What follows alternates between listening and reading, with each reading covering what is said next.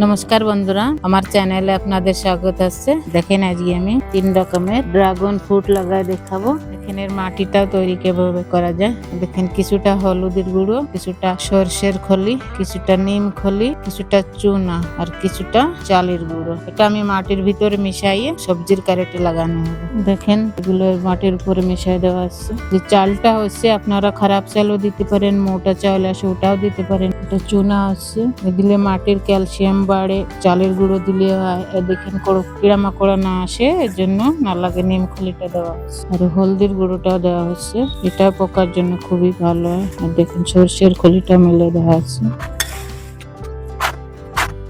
এর ভিতরে কিছুটা ধানের ভুসি ছিল পচা, আর কিছুটা গোবর ছিল, কিছুটা কোকোপিট আর কিছুটা মাটি, তিনটা মিশানো আছে। দেখেন এই সবজির ক্যারেটে প্লাস্টিকের পরে গত্তা আছে, তারপর দেখেন শুকনা পাতা, তারপর আমি এটা ডালছি। দেখেন এই শিকড় গুলো এসে গিয়েছে। কলপটা অনলাইনে কেনা হয়েছে, এটা লাগানো আছে। দেখেন বন্ধুরা এটাও লাগানো আছে। দেখেন বন্ধুরা এটাও ড্রাগন গাছ লাগানো আছে।